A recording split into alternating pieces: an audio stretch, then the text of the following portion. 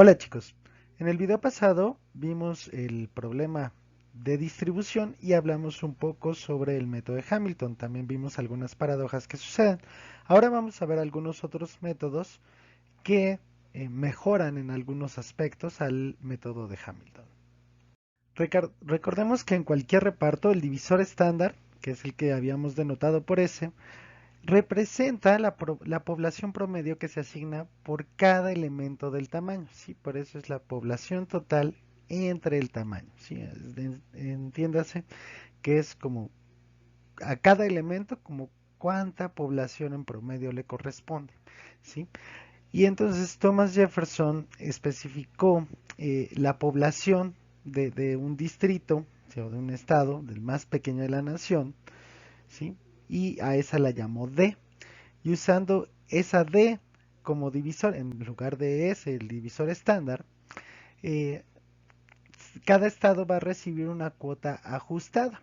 Y resulta que si esa D se elige correctamente, el número total de asientos asignados o de elementos asignados será justamente el tamaño, ¿sí? El resultado de dividir la población de un estado por un divisor que no es el divisor estándar se le llama cuota ajustada. Y esta idea es la que da origen a lo que se conoce como los métodos de divisores, ¿sí? En los cuales se determina la distribución o el reparto de cada estado, seleccionando un divisor apropiado y redondeando las cuotas ajustadas, ¿sí? Utilizando alguna cierta regla de redondeo, ¿no? Podría ser, por ejemplo, todos piso, todos techo. El primero de los métodos que vamos a ver de los métodos de divisores es el método de Jefferson. Entonces, lo que hay que hacer es primero una tabla con los estados en la columna de la izquierda, ¿sí? Aquí están los estados, este es el problema del fútbol que habíamos abordado en los videos anteriores. Teníamos ganado, perdido o empate, 18, 4 y 1, y hay que distribuir el 100% en cantidades enteras. Ahora, lo que vamos a hacer es elegir un divisor D que sea un poco menor que el divisor estándar, un tantito menor que el divisor estándar. Entonces nuestro divisor estándar es 0.23, entonces agarremos 0.22, que es un poco menor que el divisor estándar. Acuérdense, el divisor estándar es el total de la población entre el tamaño, o sea 23 entre 100. En el tercer paso lo que vamos a hacer es dividir la población de cada estado por el divisor elegido, por la letra D, ¿sí? el que denotamos con D, para obtener la cuota ajustada, y a esa le vamos a sacar el piso, obteniendo así su distribución tentativa. En nuestro ejemplo, pues si dividimos 18 entre 0.22 nos da 81.28, 4 entre 0.22 nos da 18.18 y 1 entre 0.22 nos da 4.55 y de esos sacamos el piso. En el método de Jefferson vamos a sacar el piso de estas cuotas ajustadas. En el cuarto paso lo que vamos a hacer es calcular la suma de estas cuotas ajustadas.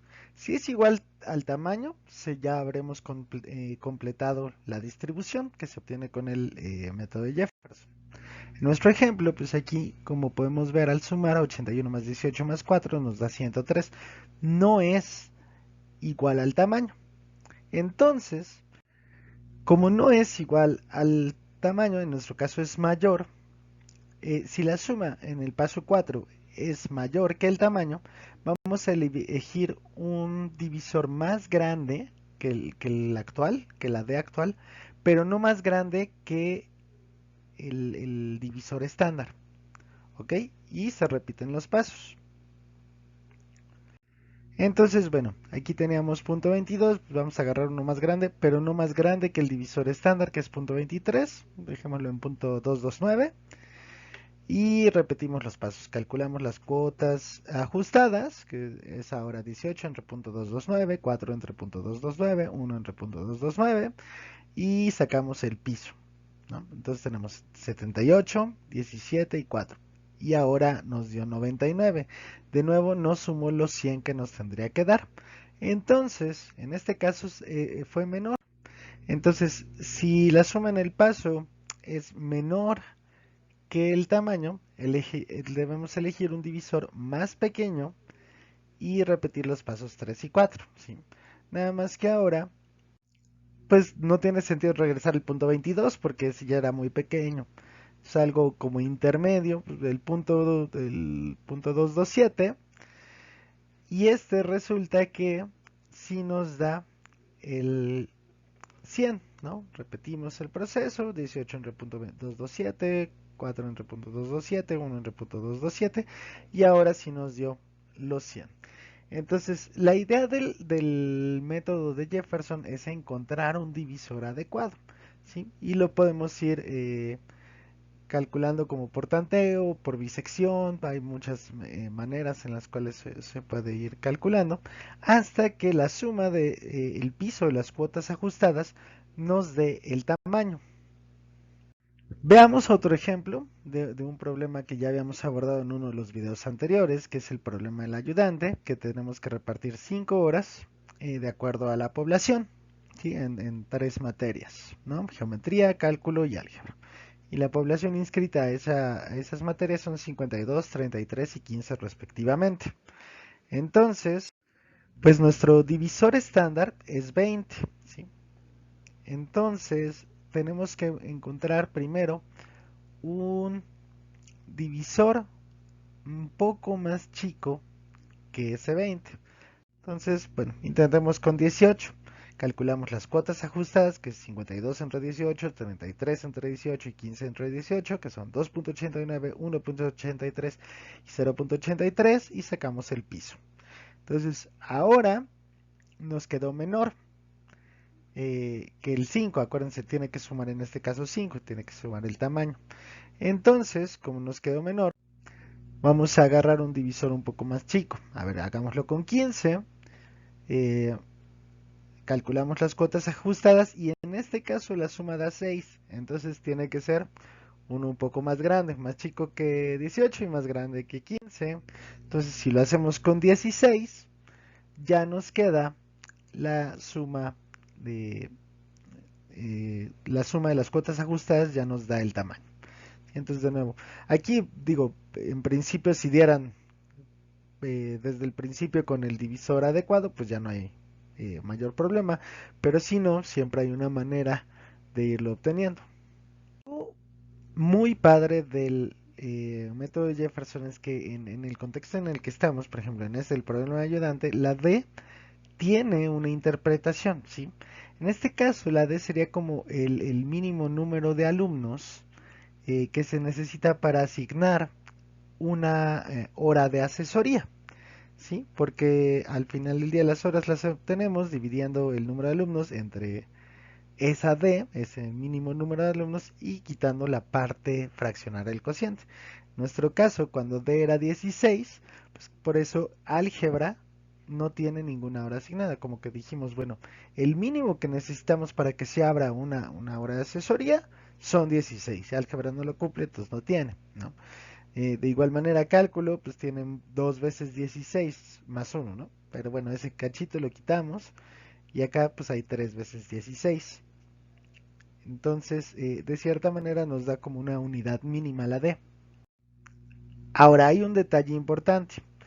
A la hora que calculamos las Ds, pues podríamos haber dicho 15.99999 y seguro jalaba igual, ¿no? Seguro también nos daba la suma igual a 5. Entonces puede haber muchos valores de D que nos den la distribución de Jefferson, ¿no? En particular, si uno agarra, por ejemplo, en este caso el 16 y se fija en un intervalo chiquitito cercano al 16, pues seguramente va a sumar lo mismo. Entonces, puede haber muchos valores de ese divisor que nos den la distribución de Jefferson, pero no importa, para todos esos valores, la distribución siempre va a ser la misma. En este caso 3, 2 y 0. ¿Sí? Entonces realmente no hay como mucha bronca con que difieran los valores. Una cosa bien importante del método de Jefferson es que aquí no se puede producir una paradoja de Alabama, ¿no? De hecho, pues si se utiliza el método de Jefferson con un divisor cierto de 1 para distribuir h objetos y luego el tamaño aumentar a h más 1, entonces tendríamos que seleccionar un nuevo divisor para hacer el método de Jefferson de 2. Y ese nuevo divisor tiene que ser menor que D1, porque si no las sumas no nos darían H más 1, ¿no? Nos seguirían dando H. ¿Sí? Porque acuérdense que está dividiendo, es un divisor. Si fuera mayor o igual, entonces obtendríamos H y no H más 1. Y entonces, bueno, fijémonos en un estado X con población P. Entonces su distribución va a ser el piso, cuando estamos distribuyendo H elementos, entonces va a ser el piso de P entre D1. Y su distribución, cuando estamos distribuyendo H más 1 elementos, va a ser el piso de P entre D2. Ahora, como D2 es menor que D1, si a P lo divido entre D2, pues va a ser más grande que P entre D1, ¿sí? Por lo que P entre D2 no puede ser menor que P entre D1, ¿sí? Que ese era el problema que surgía en la paradoja de Alabama. Cuando aumentaba el tamaño, perjudicaba a uno de los estados, ¿no? En este caso, esta condición nos garantiza que no se puede perjudicar a ningún estado cuando aumenta el tamaño. Y esa sería la demostración de que es monótono con respecto al tamaño.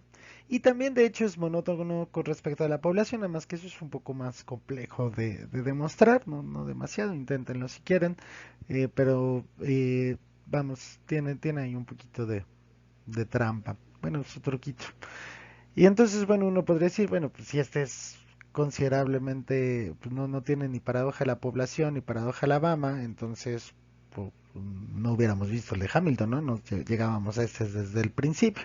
Pero este tiene un problema muy particular. Y fíjense, cuando sacamos la cuota, la Q, ¿sí? en este ejemplo particular, eh, aquí obtendríamos 5.8.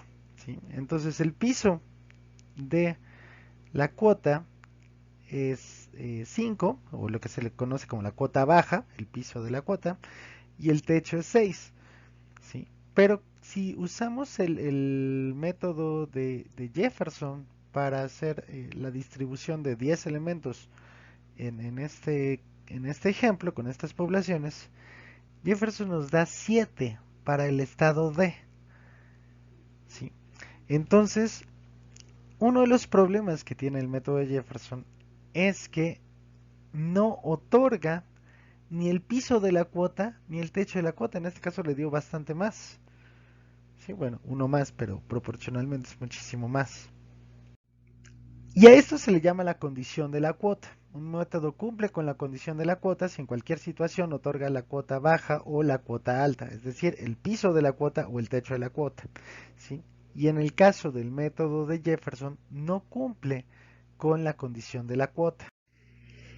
Y desafortunadamente hay un teorema bastante importante de los 80s, el teorema de Valinsky y Young, que ellos probaron que no hay un método en el cual no haya ni paradoja de Alabama y paradoja de la población y que además cumpla con la condición de la cuota. O sea, de hecho probaron particularmente que hay uno que cumple, que no tenga paradoja de Alabama y cumple con la condición de la cuota. Hay uno que no tiene paradoja de Alabama y no tiene paradoja de la población, como el de Jefferson, pero no hay ninguno que cumpla con la condición de la cuota y no tenga paradoja de la población, y por supuesto en la intersección de los tres tampoco va a haber.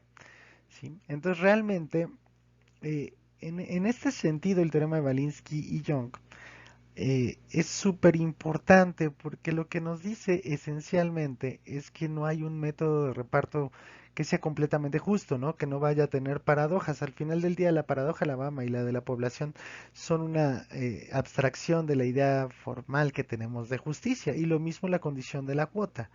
Las tres son abstracciones distintas de la idea de justicia y lo que dice el teorema de Balinsky-Young es que no existe un método que siempre nos dé un reparto justo. Por último, otra de las cosas que tiene el método Jefferson es que favorece a estados grandes, ¿no? Miren, por ejemplo, este es el resultado que obteníamos con Hamilton en el problema del ayudante y este es el de Jefferson, ¿sí? Mientras que en el método de Hamilton obteníamos 2, 2 y 1, ¿sí? Para este grupo chiquito de álgebra. En el de Jefferson no. En el de Jefferson la clase con mayor población de cierta manera se vio favorecida, ¿sí? Mientras que los que eh, tuvieron menos población se vieron perjudicados. Y la idea de por qué Jefferson favorece a los estados grandes, a los estados con mucha población, es la siguiente. Agarremos el divisor estándar S y consideremos D el divisor que determina el método de Jefferson, ¿no? Ya el que da la asignación de Jefferson. Entonces agarremos un estado X y con población P. Entonces el método de Jefferson le va a asignar a ese estado el piso de P entre D y la cuota es P entre S. Entonces, si dividimos SP entre D entre P entre S, por la ley del sándwich nos queda S entre D, ¿sí? Y de aquí pasamos este multiplicando y nos da que P entre D es igual a S entre D por P entre S, pero ese P entre S es la cuota original, ¿no? La que corresponde, ¿sí? Y entonces el método de Jefferson asigna a cada estado el piso de P entre D, es decir, esta expresión S entre D por la cuota, ¿sí?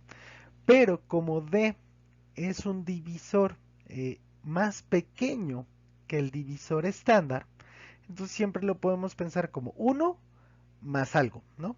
O podría ser más 2, más 3, más 0.01 o algo así, ¿no? Entonces tendríamos 1 más un cierto epsilon por Q, ¿sí? S entre D siempre es mayor que 1, porque la D que elegimos en el método de Jefferson es tantito menor que el divisor estándar. Entonces, de cierta manera, piénsalo como si fuera un porcentaje. Le estarías dando la cuota más epsilon de la cuota, ¿sí? Ese epsilon sería como un porcentaje más de la cuota. Pero pues si la cuota es grande, o sea, si la población es grande, pues epsilon por q también va a ser grande. Y si la cuota es chiquita, es decir, la población es chiquita, epsilon por q va a ser chiquito y puede ser que a la hora de sacar el piso pues, sea despreciable. En cambio, si q es grande, epsilon por q puede ser bastante grande y a la hora de sacar el piso puede que rebase el piso de q, puede que ya estos ya no sean iguales. Y es por eso esencialmente que el método de Jefferson favorece a estados grandes.